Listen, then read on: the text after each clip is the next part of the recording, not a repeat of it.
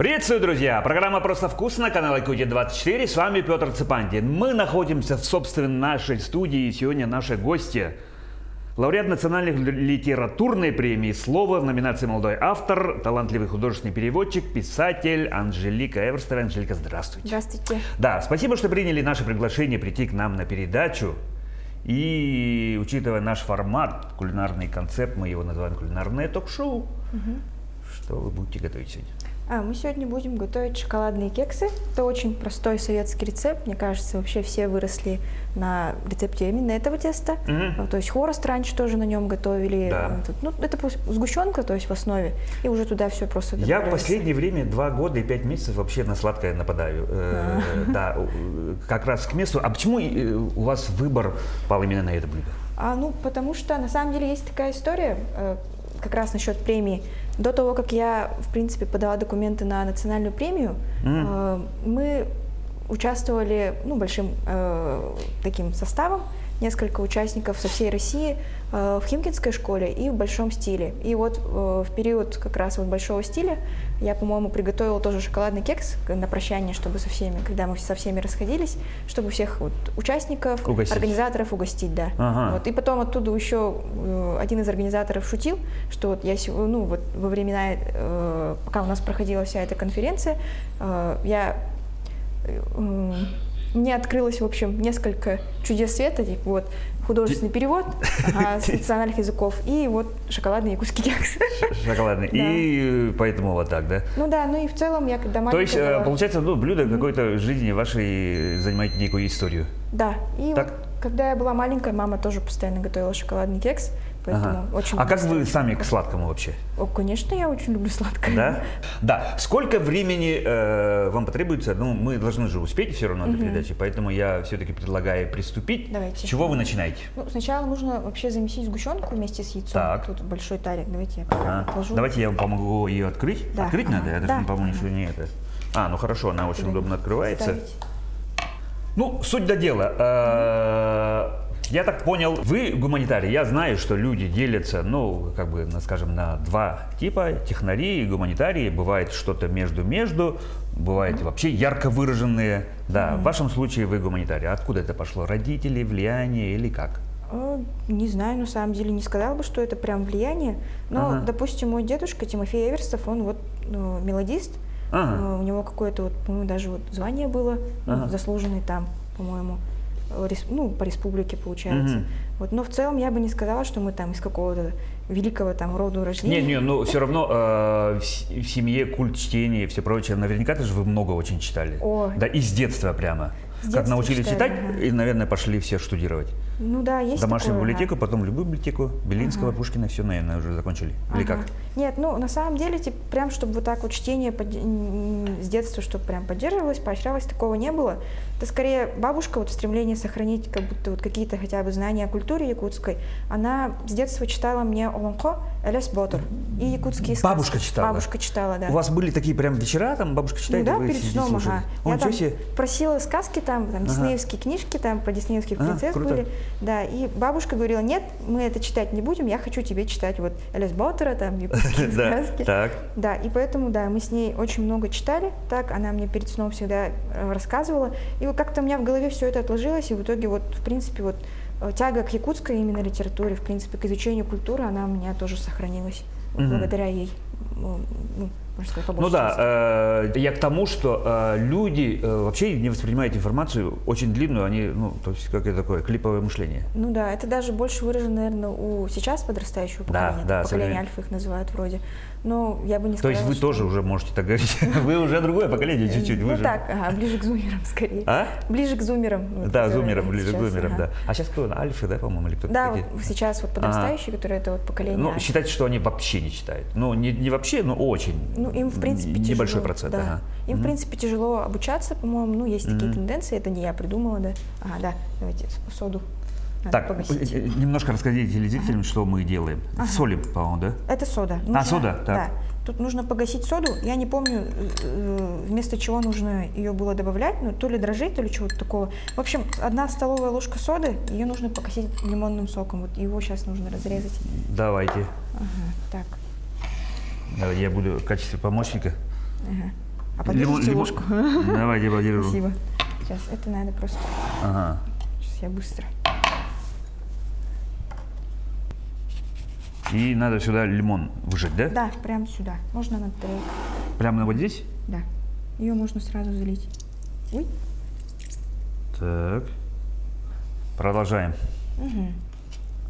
Ну, наша, я так понял, задача замесить, точнее, ваша задача замесить тесто по формочкам и сразу вот туда. залить в духовку. Да. Ага. Давайте мы с этим справимся, потому что уже как бы это... время. Вы делаете все на глаз. Вы, кстати, как с готовкой вообще? На ты, на вы? Нормально, очень хорошо. Нормально? Да, потому что... Ну, делаете, я так полагаю, что вы не пользуетесь ни весами, ни этим.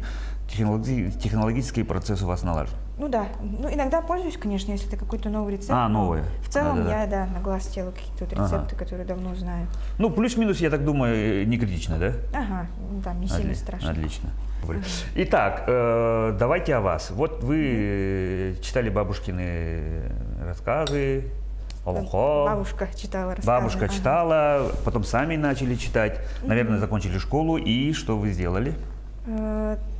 Ну, поступила в литературный институт. Там тоже... Легко?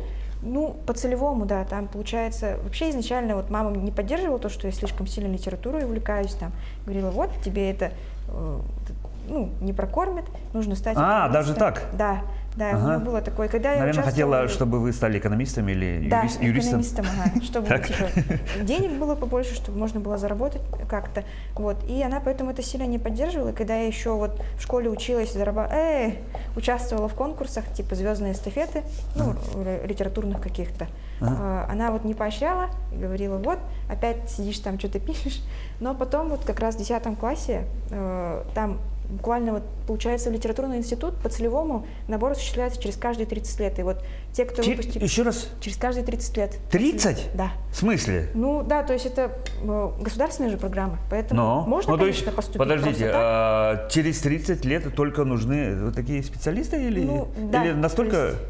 Ну, это просто очень, очень узкая специальность, вот, да, и еще не все потом в итоге работают по этой специальности. Ну поэтому, да, потому что же люди, как правило, ну, молодых людей особенно. Я, например, физик, а физикой занимался 3 года всего лишь. Всю жизнь занимался вообще другими делами. Ну вот, а это все, по идее, по-моему, было, ну, мы добились вообще этих целевых мест усилиями Семена Данилова, наставника вот Натальи Ивановны Харлампиевой. Вот, и вот он как раз говорил, что чтобы якутская литература развивалась далее, нужно, чтобы были также переводы на русский язык, потому что мы все равно от русской литературы, от русского языка и государства сильно зависимы. А вы как раз носитель якутского исконного языка и знаете и русский, ну то есть, а этому нужно учиться. Итак, вы поступили на целевое насколько легко? Какой был серьезный конкурс? Ну, там был конкурс изначально, вот перевести где-то 20 страниц прозы или сколько-то там строк поэзии.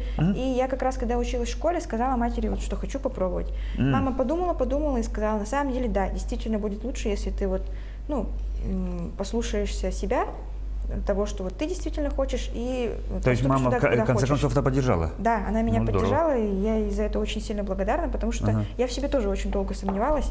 Да. То есть у вас тоже были сомнения? Да, потому что же завтрашним выпускникам очень сложно выбрать, что они хотят делать, потому что молодые люди сейчас, особенно сейчас, не знают, куда они поступать. Ну, вроде как есть наклонность есть и в технари, математику, физика или все прочее, да, ну, то есть куда поступить, иногда приходится выбирать из того, что, ну, скажем так, из меньшего из зол. Да, а в вашем случае, ну, вот случай, видимо, некая длань судьбы. Да, повезло. Возможно, тем более, что 30 лет у вас как раз совпало. Как раз срок, да. Вот специалисты, которые выпустились, получается... Я понимаю, там раз 10 лет, раз 5 даже, ну, это же тоже же редкость, а тут раз 30 лет, и у вас ровно вот... Звезды сошлись. В общем, вот правильно, да. Был бы кто-то вот чуть старше или чуть младше, он бы на это целевое, скорее всего, не попал. И тем более там почему-то специально набирали именно тех, кто вот школу только закончил. И, ну, то есть почему-то приоритет был именно такой, поэтому... Свежая кровь. Да. Сейчас там учатся другие ребята по набору Аиты Ефимовны, вот из-за того, что мы так хорошо себя показали, мои однокурсники, да. Да, не без доли скромности. Так. Ну да, вот. И где-то институт, в общем, поддержал эту инициативу, и сейчас там тоже набрали вот новую группу удмуртских переводчиков, с якутского, Еще, по-моему, с корейского туда пригласили, но вот не знаю, как они учатся. Но у якутской удмуртской группы сейчас все хорошо. Аида Ефимовна сейчас тоже преподает в том же Литинституте, и там все очень довольны. Сейчас там, кстати, обучаются уже люди с высшим образованием, с большим опытом, в принципе, жизни и работы. Поэтому да. Вот примерно до такой консистенции нужно тесто довести. То есть у нас уже готово? Почти, да. Почти. Можно даже еще, наверное, чуть-чуть. Еще чуть-чуть добавить. и дать, как там, отдохнуть, дойти. Пускай просто постоит, там ему Да, ничего да, да, доходить не дойти, надо. Ага. она как бы смешается, и потом уже разложить и в духовку нашу, Да, да? нужно сейчас вот шоколад нарезать и в духовку, мне кажется. А шоколад вы, в смысле, добавлять прямо сюда будете? Да, прямо сюда. А, кусочками? Да, Чтобы... оно запекается там, ага, и там Да. подтаивает Ну, немножко. когда же Так. ешь, шоколад обычно, ну, когда готовится, шоколад вниз падает или нет? Или Это он если вот тесто очень жидкое. жидкое? Да, а поэтому нужно, Да, чтобы у меня оно супруга было- недавно как раз готовила, говорит, а что, говорит, шоколад все весь вниз упал. А, там Видимо, тесто было жидкое. жидким, ага.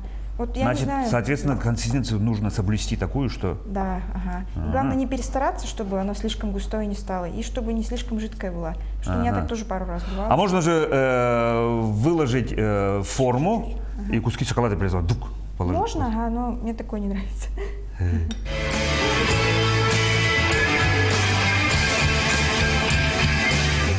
Как долго вы учились? 5 лет. Это 5 лет. специальность, то есть это специалитет, не бакалавриат, ничего такое, а прям специалитет. То есть мы там после выпуска... И уже чему такой вы учились специалист. 5 лет? То есть вы все время читали, переводили? Да, и не только с якутского там на русский или с русского на якутский, там еще было очень много факультативов, в которых мы изучали вот, ну, отдельно немецкий, переводили вот поэзию английских, шотландских, ирландских и американских О, поэтов. а для чего это делается?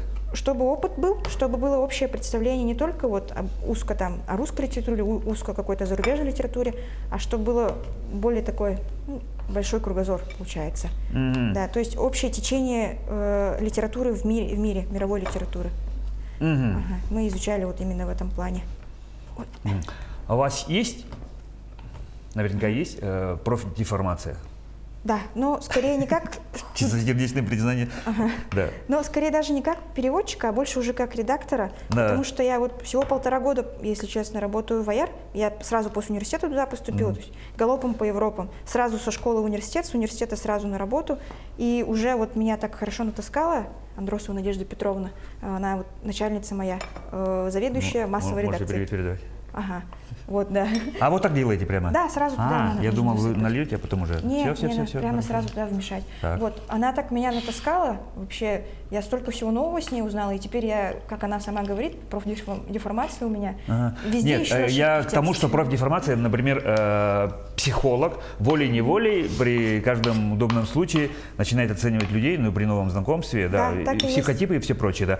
А у вас возникает желание все время, ну, мы же Да, я часто так говорим сказала. неправильно, пишем неправильно, либо там неправильные обороты используем, да. У вас возникает желание все время поправлять людей? В речи особо нет, а вот в тексте я все время теперь ищу ошибки. Я теперь даже боюсь, если честно, какие-то тексты Ну, читать. понятно, грамматические ошибки, они, ну, бывают, да. Не Особенно только я так. вот, когда, допустим, в соцсети публикацию делаю, глаза плохо видят, я набрал, и оказывается там ошибка. Ну, это еще куда ни шло. А бывает, вообще неправильно написал. Да, ну там не только это. Бывают даже в хорошем чистом тексте какие-то лексические ошибки, небольшие грамматические, они раздражают даже больше, чем когда текст очень плохо, в принципе, написан. Текст очень плохо. Да. Вот смотрите, вот мы тогда дошли до этого. Многие авторы, ну, вот для нас, для российских Ага. людей, писатель номер один, само собой, Пушкин. Да, во всем мире это оказывается далеко не так. Мы как раз об этом вчера с вами да. обсуждали. Да. Если из русских, то гораздо большей популярностью пользуется вот тот же Достоевский и, например, Толстой. А Пушкин не так сильно известен, ну то есть он не сильно почитаем. И считается, что как раз из-за того, что перевод чуть-чуть другой. Ну, то есть Пушкина нужно читать в оригинале. Перевести Пушкина красиво, так же, как он передавал свои мысли, на другой язык, какой бы то ни было, очень тяжело. А все-таки Достоевский популярен больше, потому что там идеи, там именно прорисовка характеров, личностей и Да, все прочее. да. Да, вот так, да. Вот красота текста – это что для вас? Ну, красота текста — это скорее больше как раз к Пушкину и к Лермонтову, который по его стопам пошел. То есть они сделали больше вклад действительно в русскую литературу, а Достоевский, он и в то же время, что он, ну, он творил, получается, примерно в одно время с Толстым, и он очень подробно описал именно человека, психологический портрет характера, ну, этот, своего персонажа, его характер. И очень интересно, получается, их раскрыл. Именно поэтому вот он, скорее всего, пользуется большей популярностью. Но, допустим, у тех же, получается, экспертах, тех, кто вот прям занимается профессионально изучением русской литературы, им почему-то очень нравится Толстой. Да, Толстой. Ну, хотя вроде как, ну, по мне, ну, это мое мнение, конечно, да, тексты, может быть, чуть-чуть суховаты, может быть, я не знаю, да, ну, то есть в сравнении, все же познается в сравнении, да, но, тем не менее, конечно, да, это грандиозное, конечно же, произведение. Он, получается, просто к тому периоду, ну, в который творил, он первый написал такое крупное произведение, поэтому, скорее всего, при этом оно звучало очень складно, связано, его было интересно и просто читать, да. Да. Поэтому, да, именно поэтому его очень уважают за то, что вот он такие сумасшедшие объемы, получается, в такой хороший текст приделал. Можем уже тесто, в принципе, раскладывать. Закладывать, да, и уже в духовку пора. От переводчика, на самом деле, действительно очень много зависит. Очень много зависит. Да, и вот это такая, при этом еще это такая была незаметная работа, как работа редактора, то есть мы всегда оставались за кулисами. И вот эта премия, получается, это первый раз, когда переводчиков, считай, так прям очень громко признали, нашу работу заметили, похвалили, отметили. Вот. И в принципе, чтобы прям стать хорошим переводчиком, это в любом случае нужен опыт. То есть много читать. Много читать, да. много переводить. То есть нужно же понять не просто слова, да, это же не просто Вася пошел в школу. Ну, понятно, конечно, это можно просто перевести, да, но то есть надо дух, направление, какое-то вот, что хотел сказать писатель именно этим текстом. Да, то есть, вот да, то есть нужно понять как произведения. Вообще произведения. Да, то есть для этого как раз очень важно знать, в принципе, желательно, конечно, автобиографию, ну, то есть биографию автора, которого вы переводите. Или если это художественное произведение. В любом случае, даже если это автобиографическая повесть, ее, конечно, можно прочитать, и дополнительно, если есть возможность там с автором поговорить, как я диплом писала, точно так же делала. Вот. И в любом случае, в общем, особенно для переводчика, нам мастера говорили, обязательно нужно знать биографию автора, потому что ты... Что он за человек, да? Да, что он за человек. Ну, допустим, Достоевский же, он же немножко сумасшедший. Не то, что сумасшедший, да? Ну, немножко. Не немножко, мне кажется, у Толстого было больше как будто проблем на самом деле. Да, но потом изучаешь и думаешь, господи, что он там творил с крепостными и все прочее. Да, условно. Вот, да, и при этом по его произведениям не скажешь, что он прям такой сумасшедший, да? Это на самом деле раз на раз не приходится, это вот нужно... Говорят же, вот есть такое явление «Смерть автора», есть такое произведение в целом, книга, что вот как только произведение, оно выходит из-под руки, ну, там, автора в большой мир, получается, как ребенок, оно уже теряет какой-то смысл, да? Ну вот, а у нас при этом переводчикам говорили, что нет, все равно нужно изучить автобиографию автора и какие-то вот детали изучить, чтобы понять лучше, что он хотел этим произведением сказать. То есть постараться хотя бы угадать, что он хотел этим произведением сказать, какая была основная мысль заложена в текст. Вот, да. А при этом, когда мы как читатели воспринимаем текст, то говорят вот часто про смерть автора. Я и с тем, и с другим согласна. То есть это зависит уже от того, читаешь ты, пишешь или переводишь текст. А как долго вы переводите? Ну, сколько? 5 лет? Ну, почти 6 лет. Нет, я имею в виду, ну, допустим, произведение, вам пришло задание, ну, либо, ну, условно, повесть, рассказ небольшой. Что вы в первую очередь делаете? Прочитываете до конца? Полностью читаем. Несколько раз, наверное. Ну, желательно хотя бы один раз, конечно, если не, ну, понятно, да. сроки какие-то ужатые. Можно, кстати, уже в духовку закинуть. Да, давайте мы покажем. Подождите, 180 градусов, там она разогрелась? Да, все, у нас Семен позаботился. На 180 градусов. Духовку на 30-35 минут. Да, на 30-35 минут мы будем смотреть, возьмем паузу, и как только по готовности мы будем наконец-то кушать кексы. Да.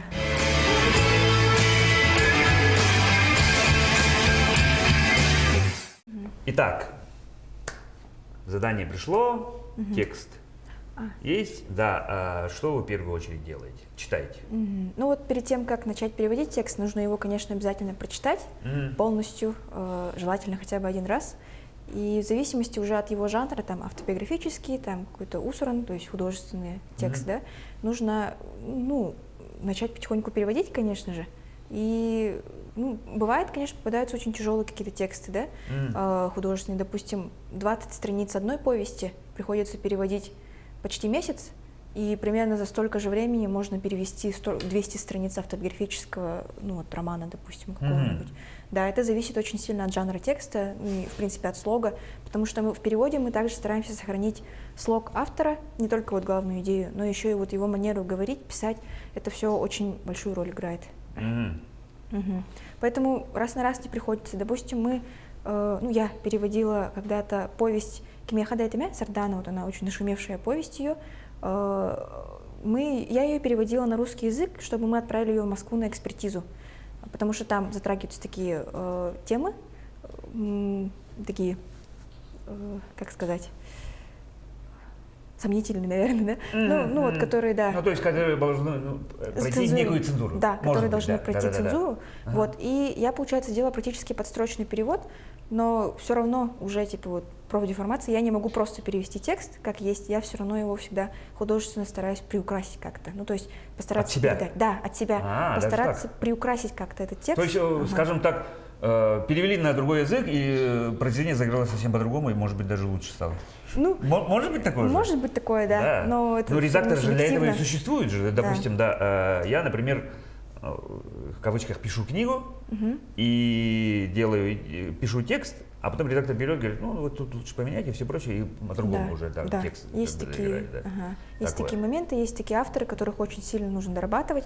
Ну, часто это, конечно, начинающие, но в целом, да, бывают такие вот авторы, за которыми нужно прям иногда разделять какие-то их очень длинные предложения, как у Толстого, допустим. У нас якутские авторы не все этим болеют, как Волонков. Да, начинается вот на странице 1, заканчивается на 10-й странице, типа такого, да. Деепричастный оборот, по-моему, да. Вот. Причастие, в принципе, вот как-то мысль идет. Я тоже этим болею, я когда сама пишу, у меня очень длинные предложения, которые тяжело воспринимаются, ну, даже русскоязычными. Да, потому что же человеческий мозг так устроен, что если он встречает некое слово, которое он не знает, или он обязательно на этом тормозит. И когда длинный текст обычно запоминается в конце. Ну, допустим, это бывают всякие всевозможные инструкции для лекторов.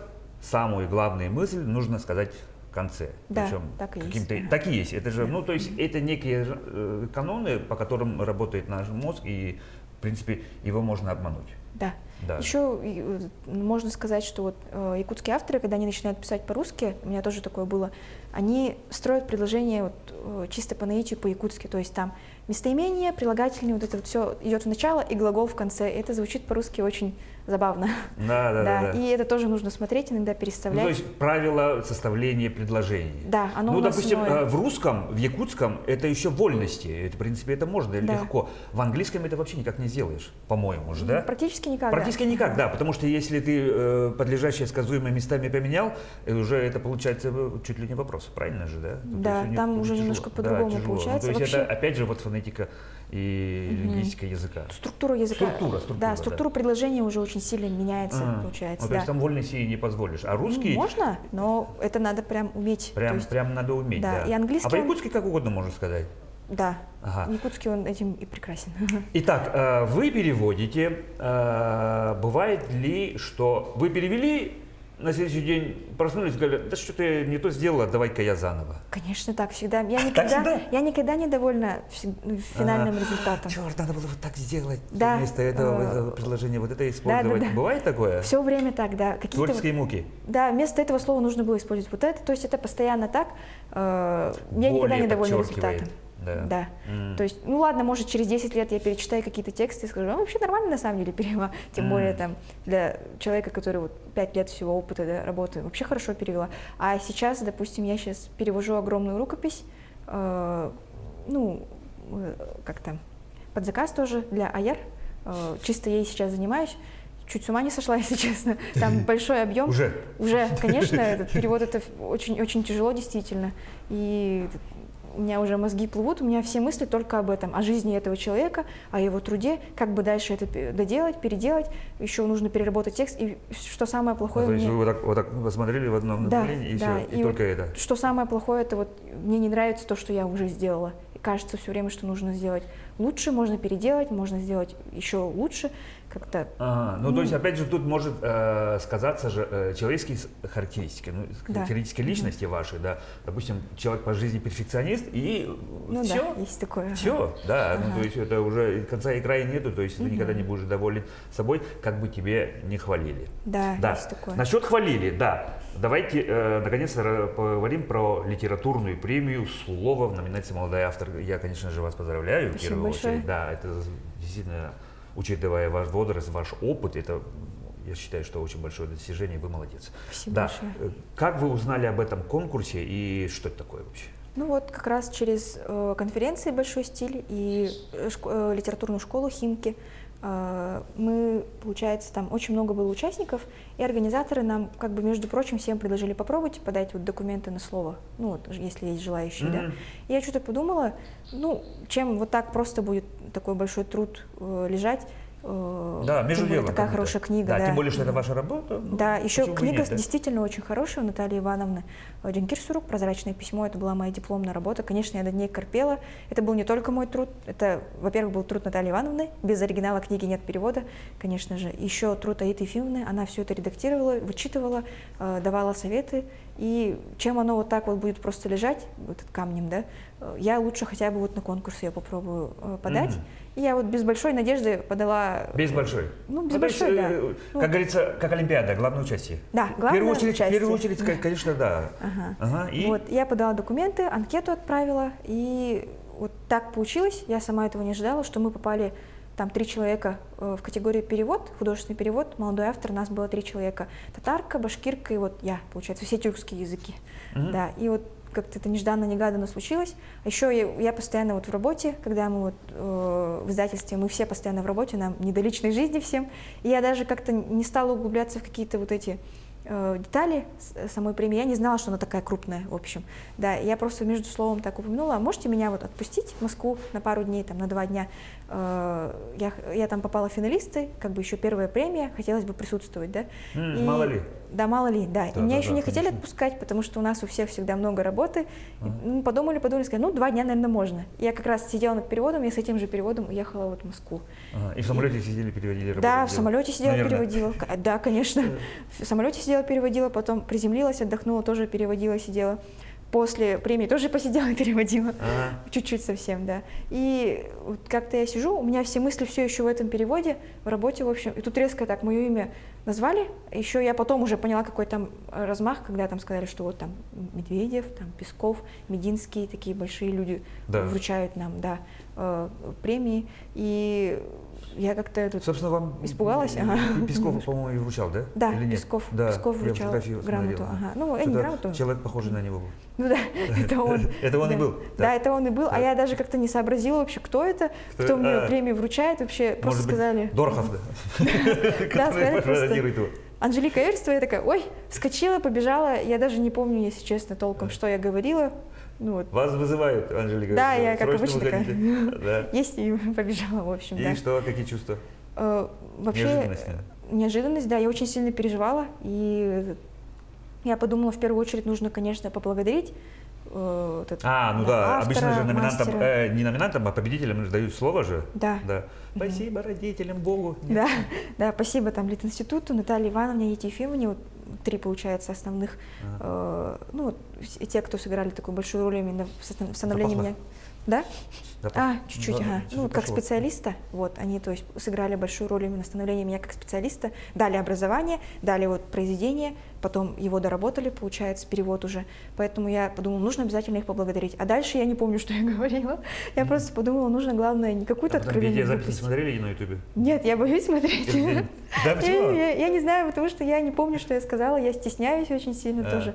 Я на самом деле не очень люблю, когда на мне столько вот внимания, и вот я вот стараюсь как-то вот поддерживать, потому что это действительно большая премия, большая Да, заслуга. это, супер, Да, супер. да. И я считаю, это все-таки не чисто моя заслуга, я уже, всегда это говорю, это заслуга тех, кто, в принципе, Семена Данилова, кто сказал, что вот нужно развивать якутскую литературу в этом направлении. Наталья Ивановна, конечно же, тоже, потому что она большой у нас видный писатель, она одна из первых, получается, попала в Союз писателей России, вот как женщина, как автор.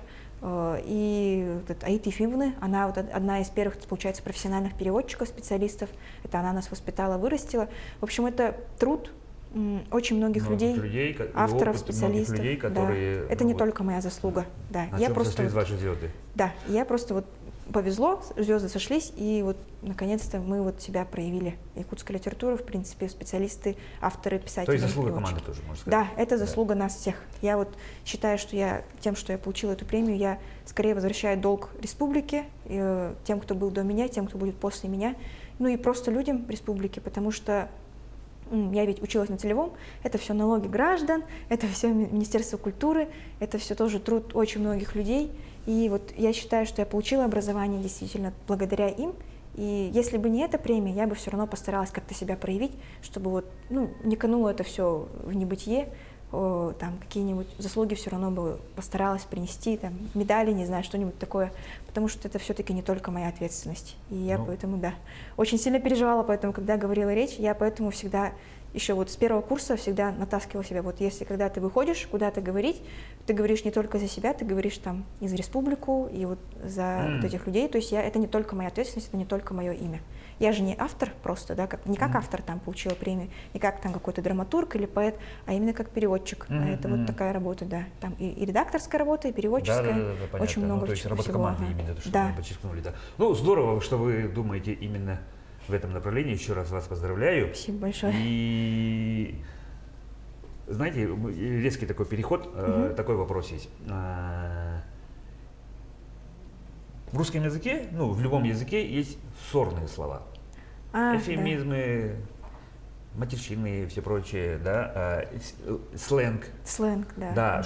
Как вы к этому относитесь? К матершинным словам, наверное, уже как данности, потому что любой язык от нее не избавится, это как все равно часть языка. И сленг это на самом деле как раз-таки он развивает, это тоже вклад в развитие языка. И поэтому я считаю, что и переводы каких-то вот терминов там… Может быть, не очень хорошее развитие, но развитие. Не сказала бы, конечно, что всегда позитивно, но, как показывает опыт, язык, он такой очень живой, подвижный сам по себе. Да. И те слова, которые не приживаются вообще ни в какой, он их выкидывает. Что сейчас специалисты выделяют как сорные слова, это тоже обыденность. Я тоже там говорю очень много всяких слов паразитов. Да. И сокращения. Сокращения тоже, да, аббревиатуры. Я, например, вместо слова «сегодня» часто даже пишу «сегодня».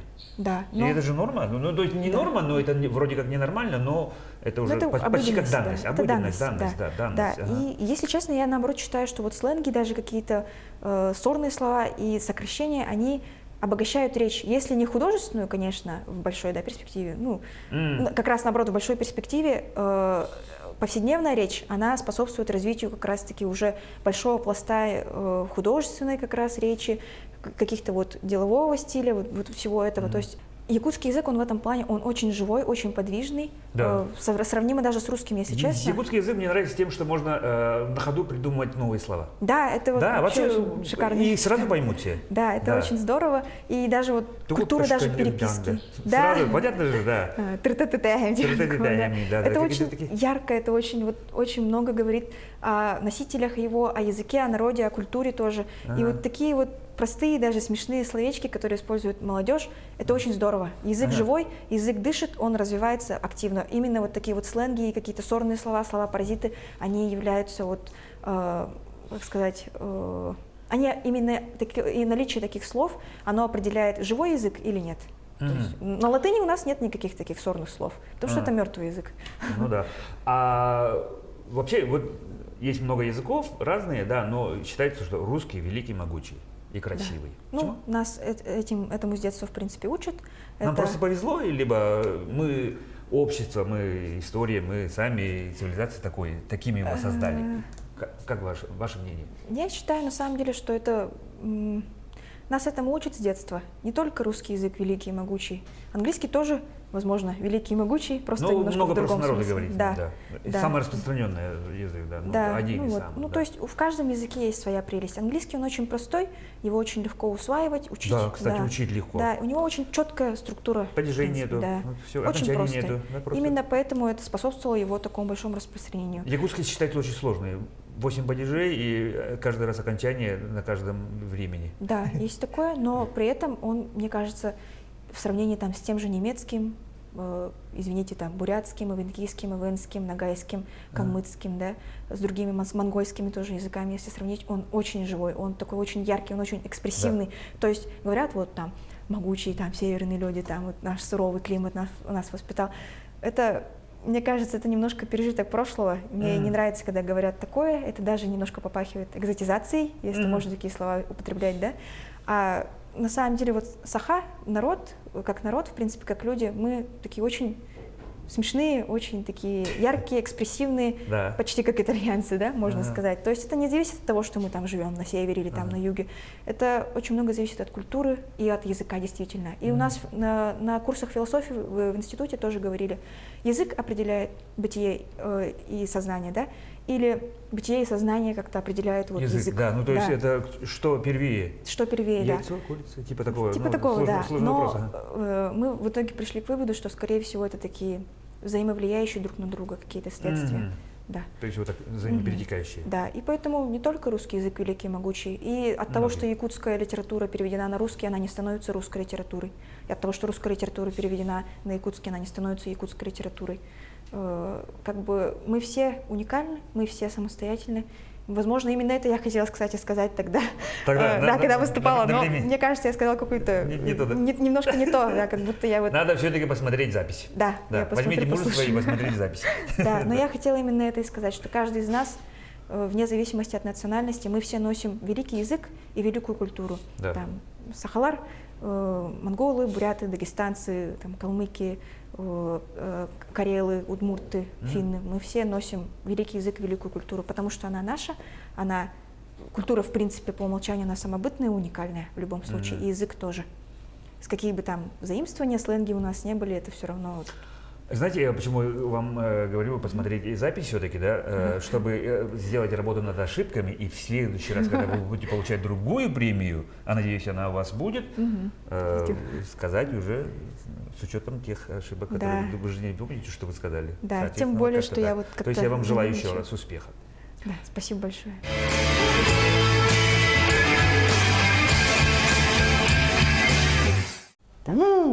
Аккуратно. Аккуратно. Кексы наши уже, Вроде готовы. ну, на вид точно готовы. Ай-яй-яй-яй. Ой, ага. Так, нужно проверить их. Ага, так. Вот так. Да. Если тесто... готово. все, нормально. Ага, хорошо. Все нормально. Она уже встала, уже Закрываем, видно. это мы выключаем Да, и просто вот сразу отрываем и едим. и едим. Ну, я, например, вот это возьму. Ага. Ой, Тоже маленькое. С пылу с Да, жару. и мы зовем нашего, само собой, нашего эксперта Семен Тарбахов. Семен, пожалуйста. Ну, видите, все равномерно встало, поднятие есть. Главное, что тесто не поймало вес, как говорится. Это что значит? Поймать вес — это когда получается тесто получается слишком густым, или пропорции ингредиентов не были в норме, и тесто ловит вес, так мы так называем, и оно не поднимается. Да. И оно просто таким камнем становится. И, Ну, твердый. сталкивался, наверное, когда-то с таким, наверное. с чем я только не сталкивался. Да, и видно то, что даже вот по формочке, то, что Супер. по звуку даже вот. А, даже по слышно. звуку? Да. Ну, сколько можно, много критериев, Ага. да, как определять. А мы уже Она очень упругая вот. на ванде попробуем. Даже Но. маленький, чуть-чуть сухой. Они Супер. разновидность-то Кофе, не должна чаю, быть. самое то. Можно Да. как снэк с собой забрать, да? Запах хороший. Пробуй. Чуть-чуть все-таки шоколад упал. Ну да, да. Чуть-чуть гуще сделать, ага. Поэтому он такой... Чуть-чуть. Это мотивация Возможно. дойти до конца кексика. А в моем случае, смотрите, он и наверху есть, и внизу есть. А, нормально. Да, ну то есть по-разному. Не, мне нравится, отлично вообще получилось. Ну, хорошо тогда. Здорово. Спасибо, скажем, нашему Да, эксперту спасибо Семену Тарбахову. Спасибо вам Да. за хорошие кексы. Да. Нам подсказывают, что наше эфирное время заканчивается. Да, подытаживая, Анжелика, я хочу вам пожелать еще раз очень больших творческих успехов, потому что у вас действительно очень творческая работа. Как говорится, творческий процесс не яму копать. Да, действительно, муза приходит, не приходит, может быть тяжело. И у нас такая добрая традиция, мы ее не нарушаем. Пожалуйста, на эту камеру пожелания для наших телезрителей. Ну, я бы хотела сказать, наверное, больше пожелания для молодых ну, для подрастающего поколения и для молодых сейчас людей, которые занимаются тоже творчеством. Для поколения постарше, конечно, тоже, особенно если вы занимаетесь творчеством. Не стесняйтесь, вообще ничего не бойтесь. Любая история, она заслуживает того, чтобы ее услышал весь мир. Делитесь своими историями, своими произведениями, творите и будьте смелыми. Я вот считаю, что творческая работа, она для всех, вне зависимости от вашей профессии, специальности. Творчеством может заниматься кто угодно. Все, спасибо. Друзья, я еще раз скажу, что у нас сегодня в гостях была Анжелика Эверстова, писатель и переводчик. Анжелика, еще раз вам огромное спасибо. А на этом, друзья, мы с вами прощаемся. Будьте здоровы и кушайте, как мы. Просто вкусно. Будьте здоровы, друзья.